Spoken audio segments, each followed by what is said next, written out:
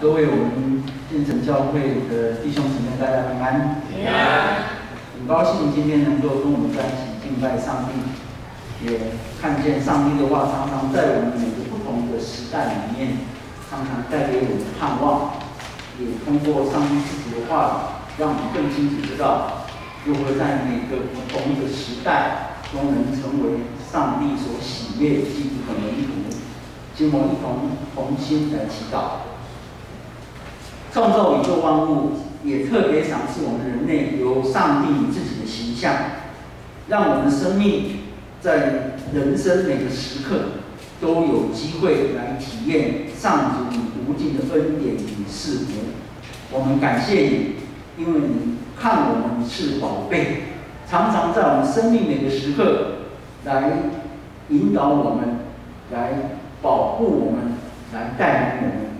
我们恭敬将今天的礼拜仰望主你亲自的保守带领，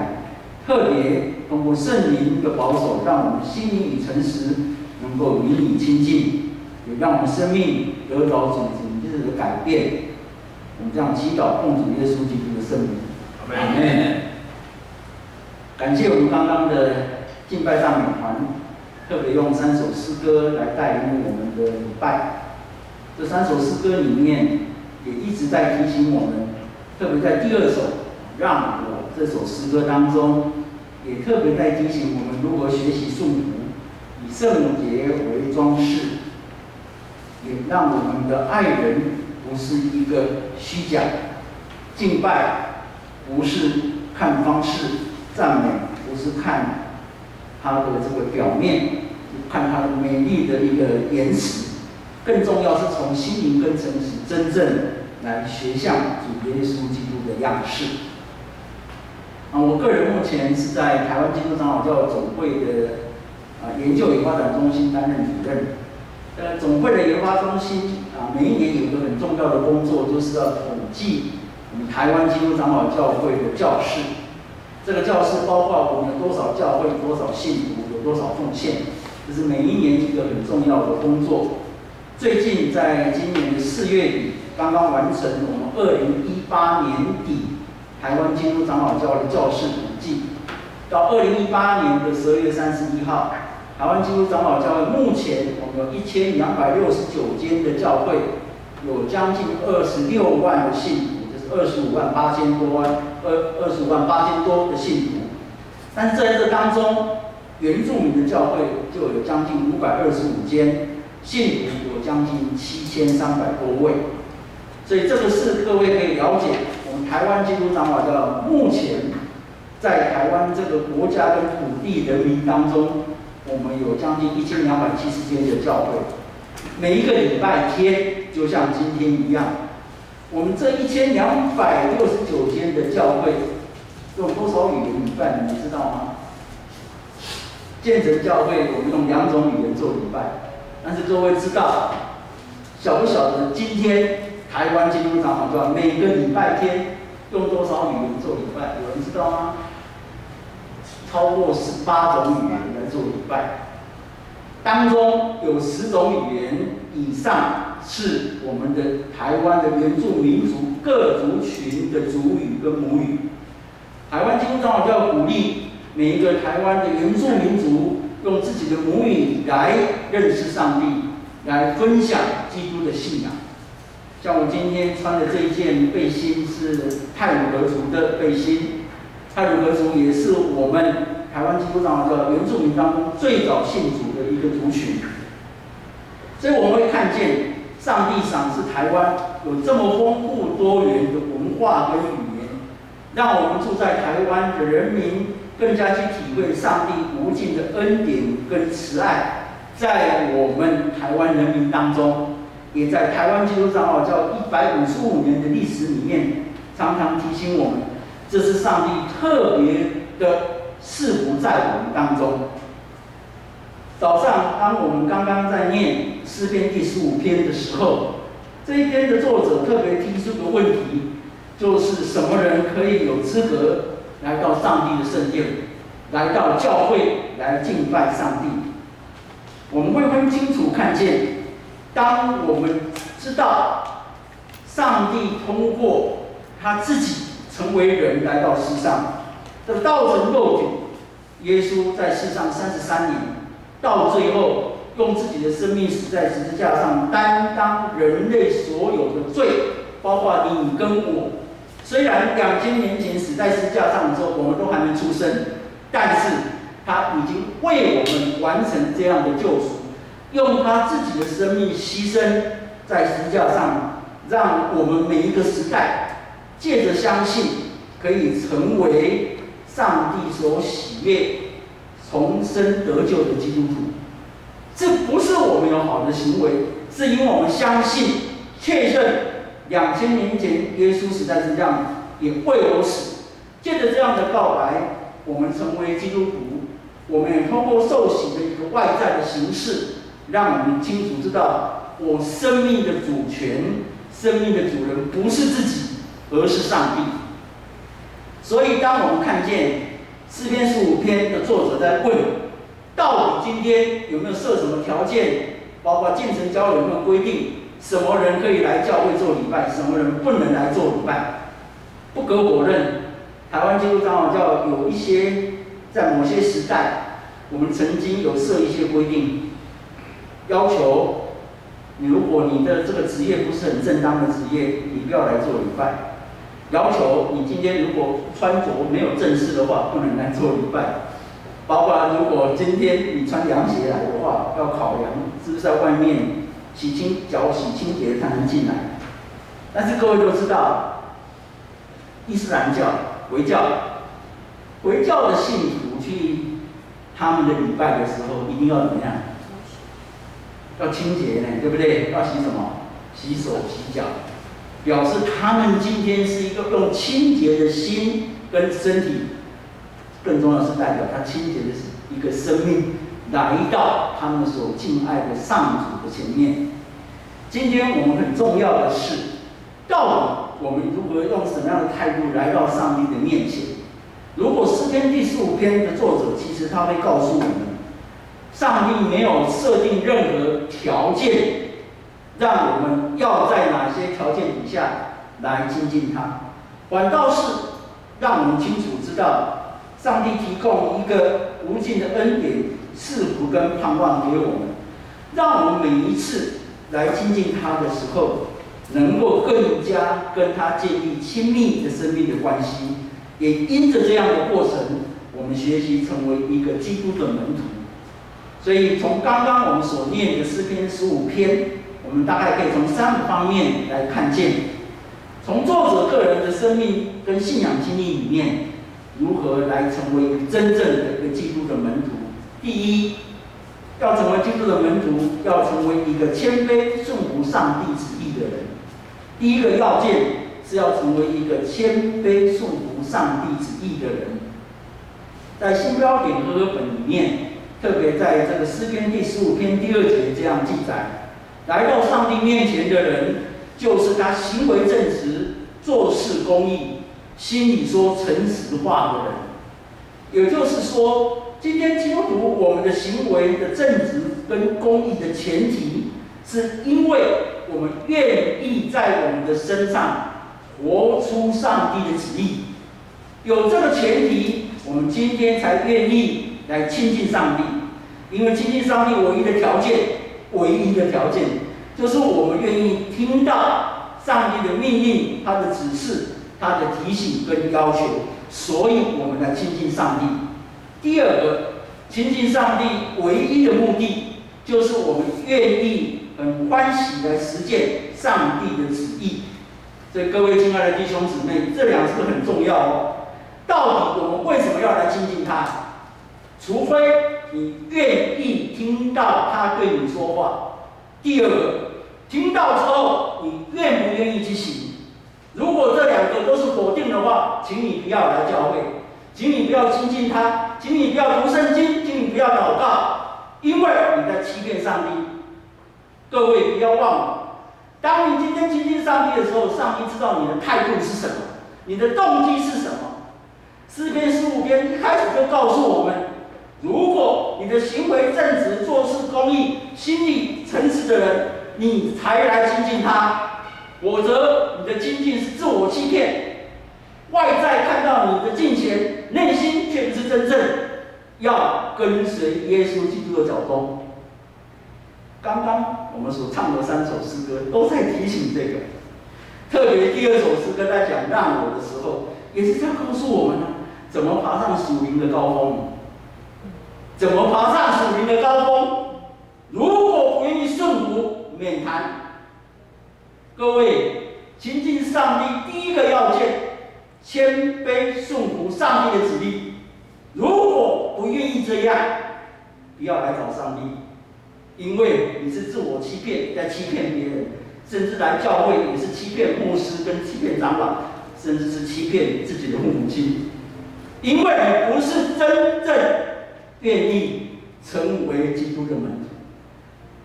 亲爱的弟兄姊妹，当我们今天每一次，不管你自己的灵修，你自己的读经，你自己的祷告，你跟弟兄姊妹一起聚会礼拜，都要时时刻刻提醒自己，我们最基本的态度跟精神，就是愿意谦卑顺服上帝的旨意，我们来到上帝面前，因为这样的人才会真正听到上帝对你说话，否则他的话来到你面前，你听不进去，因为你没有把你的心打开啊，你不愿意听上帝的话，虽然你人坐在这里，事实上你的心不在这里，那不叫做礼拜呢，那个是外表看到你而已，但是上帝知道你现在的心在哪里。各位亲爱的弟兄姊妹，感谢上帝，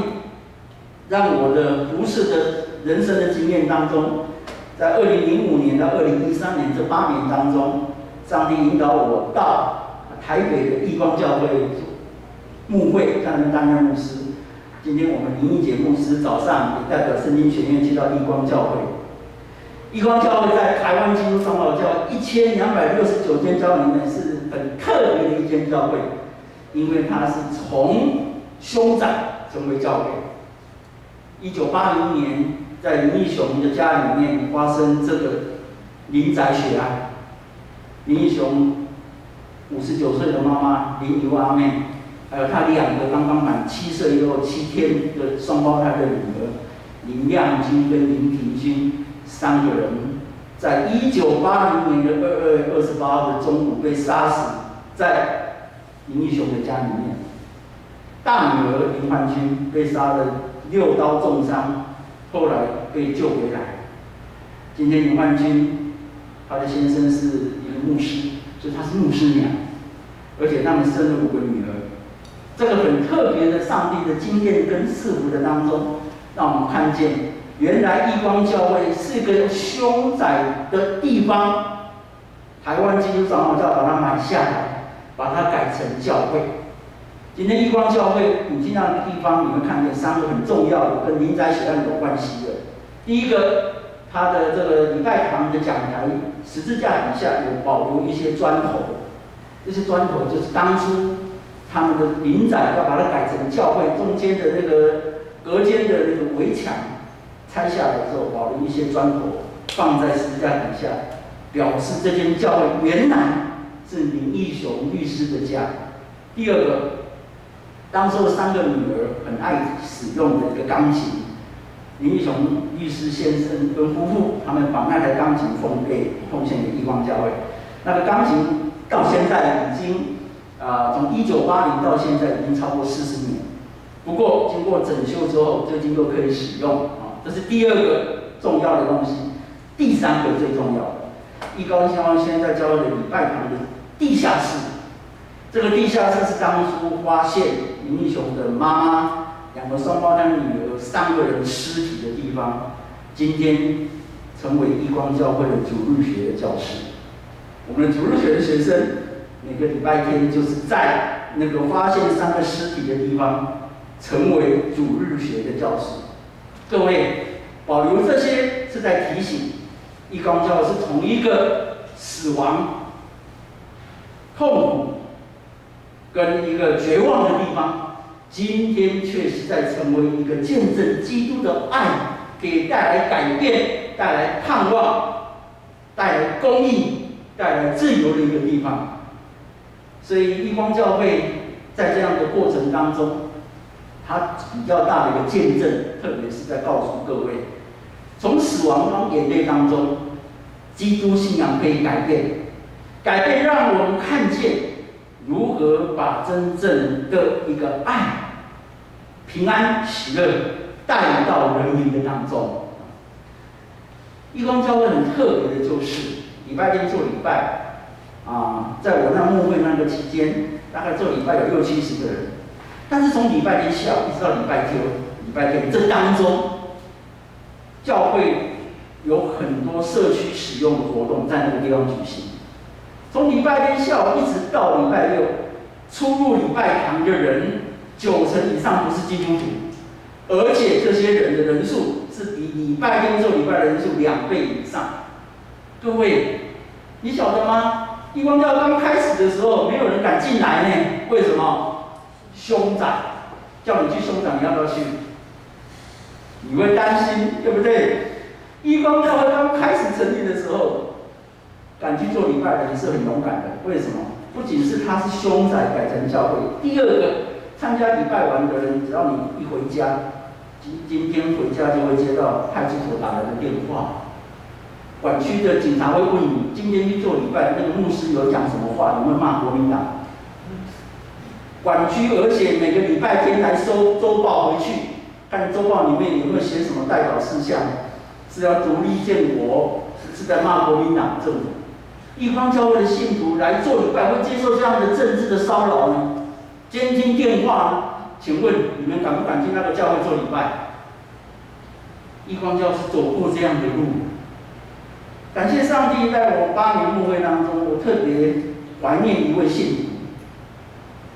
他是非常有名的一个人，是台独联盟永远的主席，叫做黄昭堂主席。有没有听过他的名字？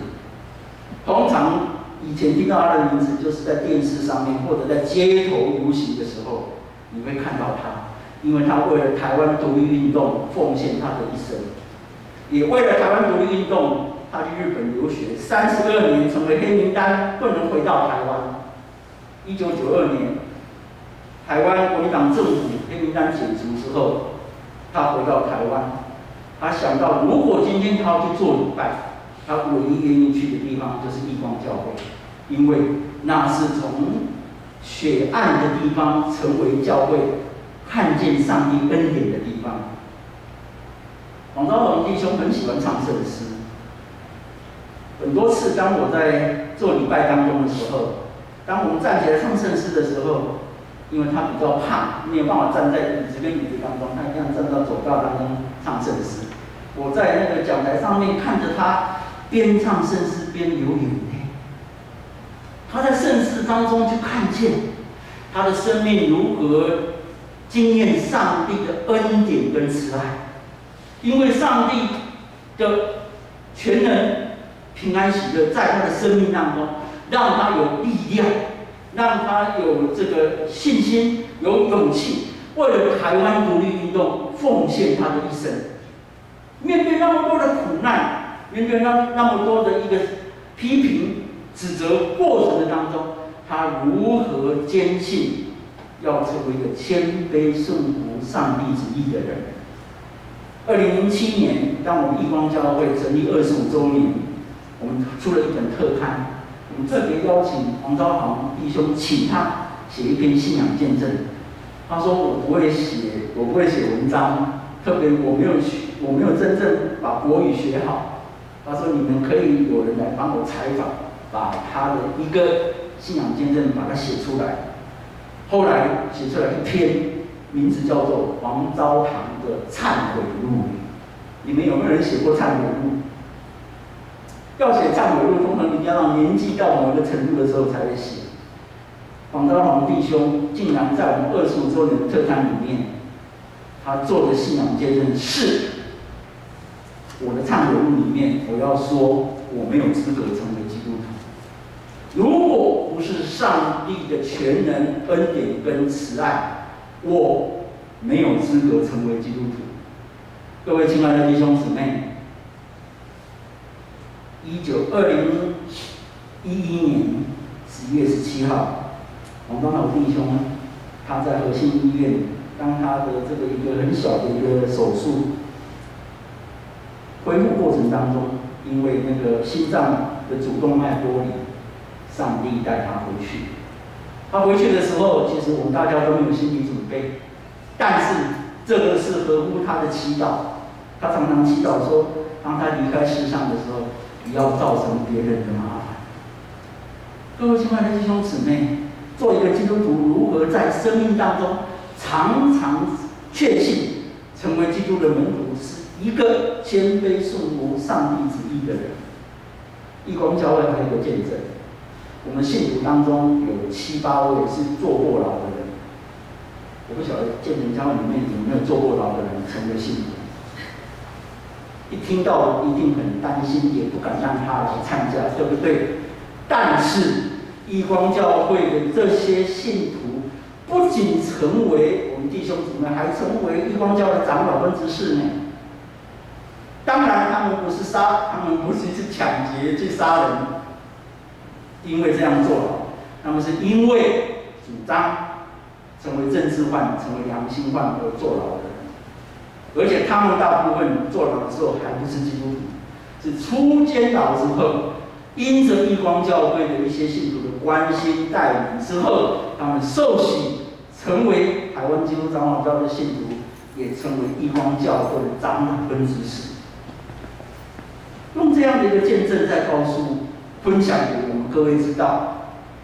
在义光教会里面的信徒里面，我们在努力，跟其他教会信徒都一样，确信今天要成为一个基督的门徒，第一个要件，谦卑顺服上帝旨意的人，这样子我们才能够知道上帝要我们做什么样的人，而且我们愿意成为这样的基督徒，才能真正成为基督的门徒。第二个，成为基督的门徒，还要进一步真实用生命来归荣耀上帝的人，真实用生命来归荣耀上帝的人。诗篇第15篇第3节到第4节的上半段，我们的这个和合本新标准和合本是这样写：他不以舌头来残谤人，不恶待朋友，也不随火来毁谤邻里。他眼中藐视匪类。各位亲爱的弟兄姊妹，上帝赏赐给我们人类的身体有各种器官，但是对基督徒来讲，我们身上所有的器官所组成的生命，是要让别人看见这个生命当中上帝的荣耀，让你的生命能够彰显上帝的荣耀。所以，成为长老教会的信徒，我们的心思意念、生命的展现、人际关系、社会生活、国家认同，甚至你一生人生的目标，就是愿意欢喜用自己的生命来归荣耀上帝。这个就好像哥林多前书10章31节，保罗在初代教会的时候，他鼓励信徒说，鼓励哥林多教会的信徒，你们无论是吃或喝，无论做什么，都要为荣耀上帝来做。所以我们会看见，全世界我们长老教会的创始者加尔文牧师，他的一生努力用生命来归荣耀上帝，甚至当他要安息、要死亡的时候，他特别交代不能够为他立墓碑。所以到现在500多年来，找不到在瑞士日内瓦找不到加尔文牧师的墓碑。为什么他不做墓碑？因为他说，当你看到某一个人的墓碑的时候，看到上面写约翰加尔文哪一年几月几日出生，哪一年几月几日安息，想到这个人一生所做伟大的功名成就，他有多么大的事业，他做了什么样的事情，但是却忘了，如果不是上帝的全能恩典跟慈爱，我们一生什么都不是。约翰加尔文特别在提醒，也在告诉别人，今天成为一个长老教会的信徒，我们一生最主要的目的就是一切归荣耀上帝。所以加尔文的一生，从他的出生到死亡，他努力实践，用自己的生命来归荣耀上帝，包括他的死，也这样在实践，在这样的提醒。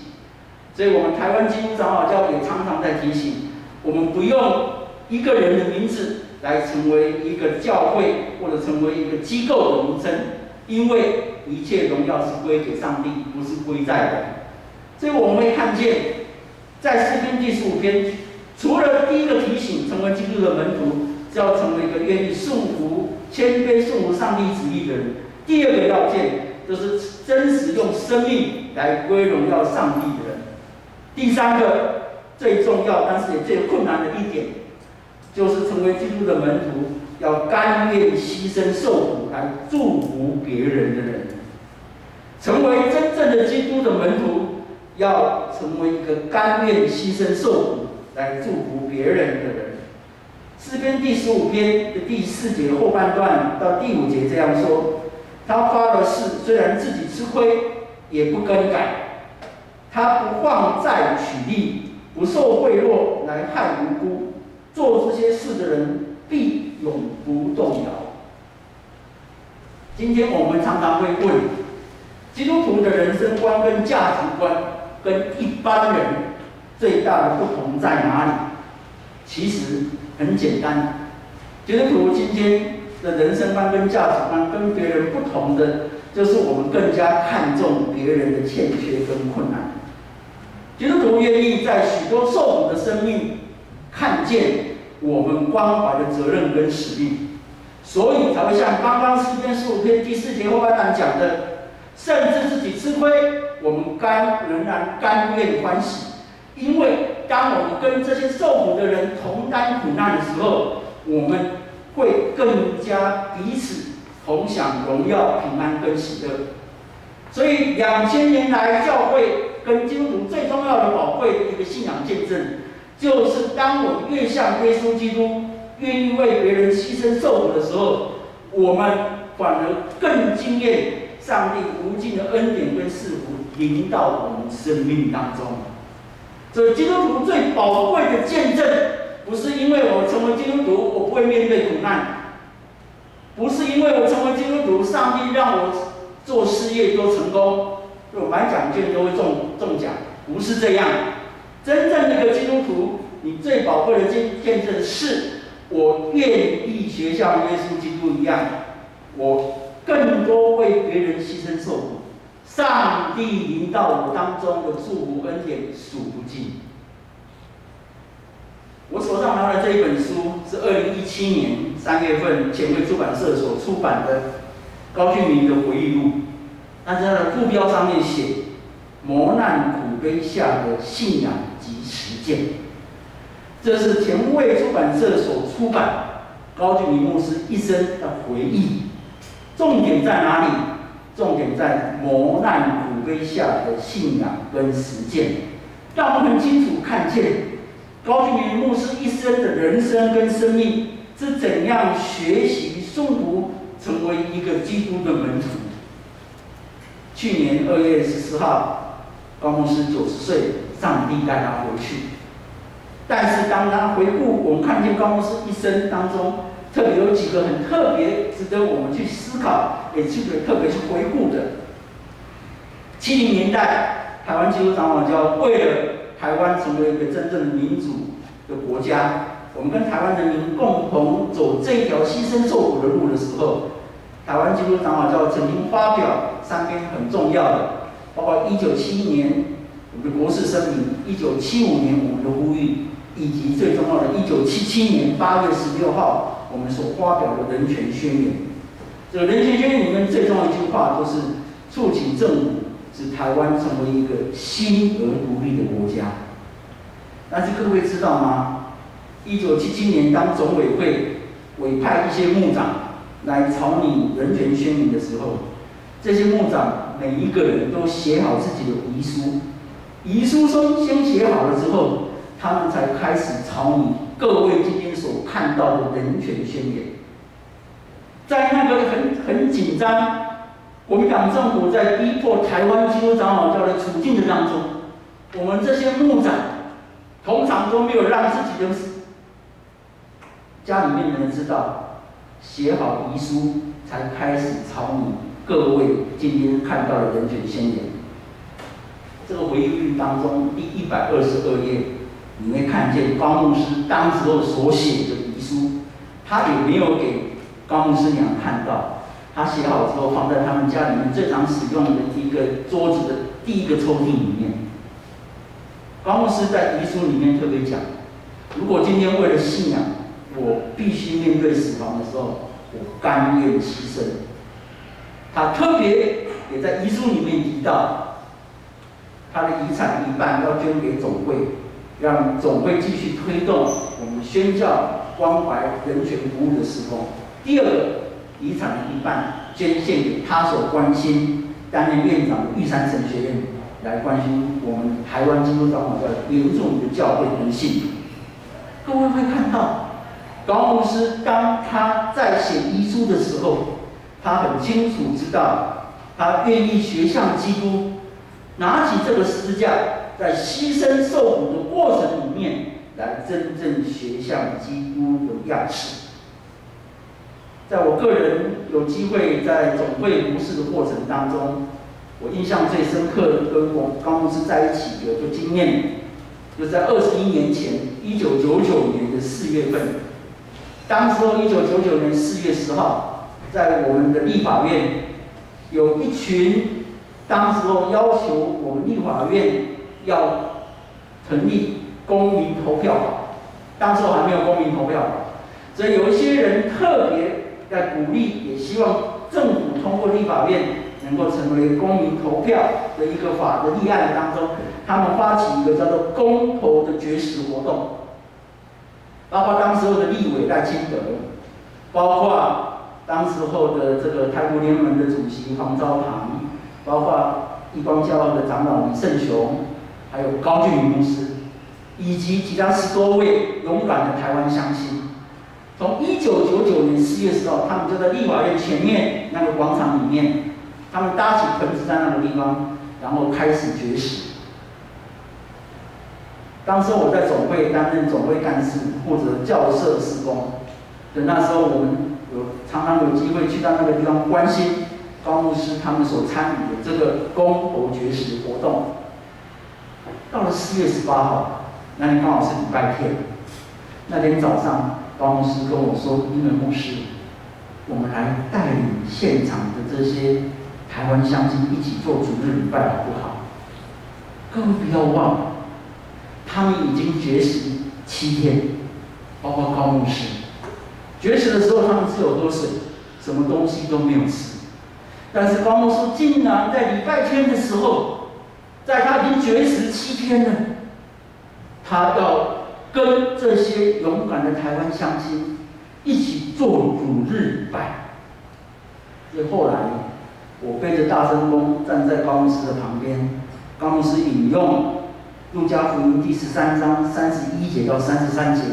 来鼓励自己以及每一位参与绝食活动的这些勇敢的台湾乡亲。路加福音13章31节记载的是什么？当时法利赛人来威胁恐吓耶稣，说你要赶快逃，因为你要没命了，他们要来杀死你的。结果耶稣他很勇敢的回答，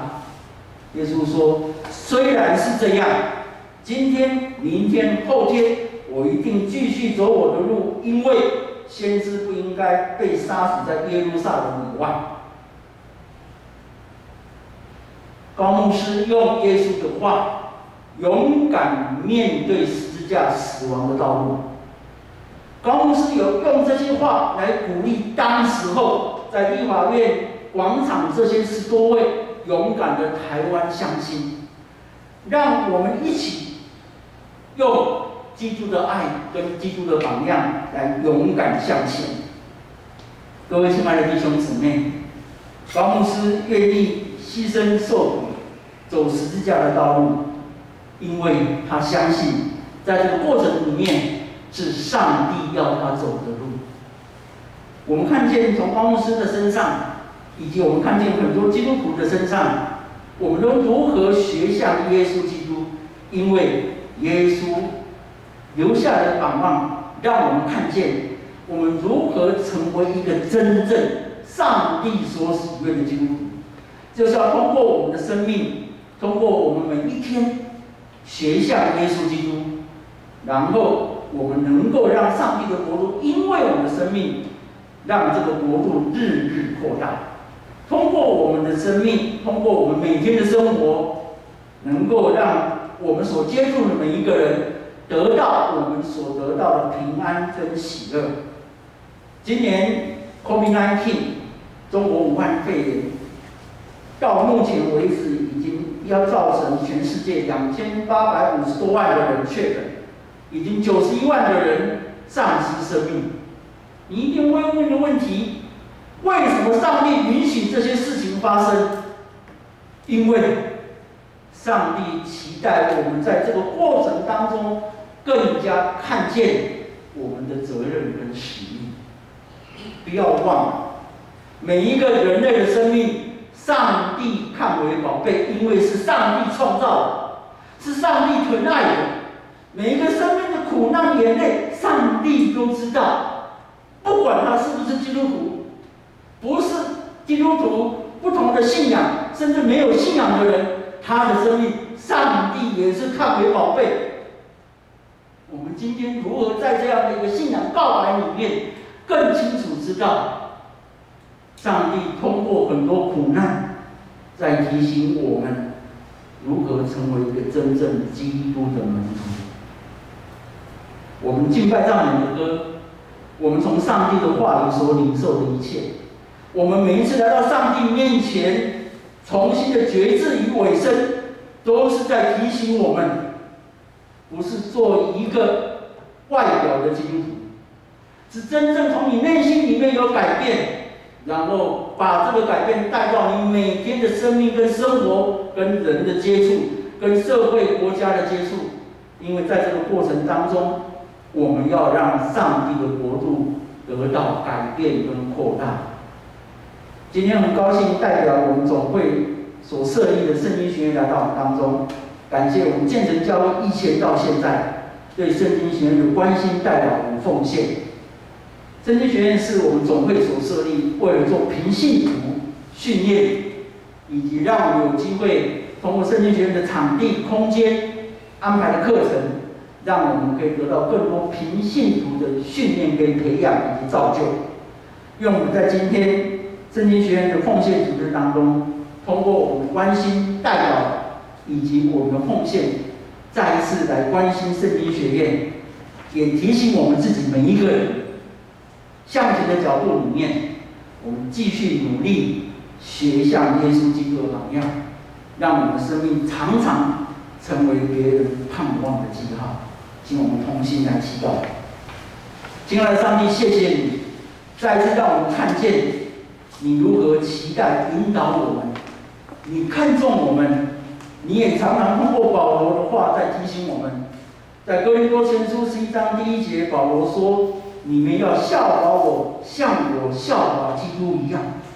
我们看见保罗这么勇敢，向别人告白说：“你们要效法我，因为我已经效法基督。”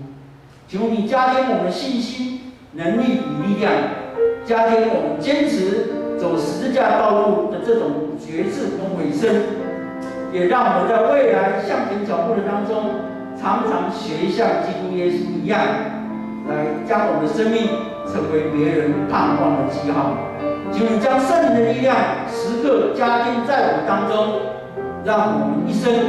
荣耀主你的圣名，也将我们周遭所有的人所面对的一切学习，看成我们的责任，看成我们的使命。我们仰望你，将我们的生命再一次交托出自己的圣灵保守与带领，一生荣耀你，利益别人，造就别人，祝福别人。这样祈祷，奉主耶稣基督的圣名，阿门。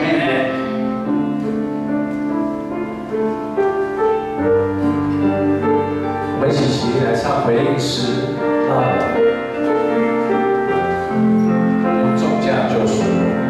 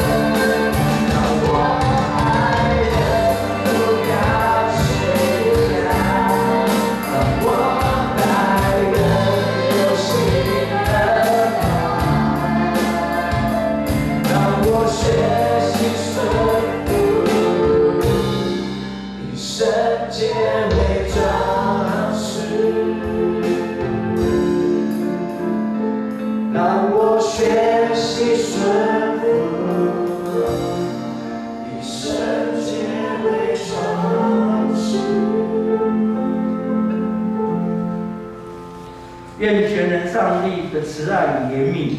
主耶稣基督的救赎与恩典，圣灵保惠师为助者的扶持与帮助，时刻与我们众人同在。特别与奉属你的名所成立的圣经学院的所有的全职的员工同在，让他们成为上主你祝福别人的器皿，从今时直到永永远远。阿们。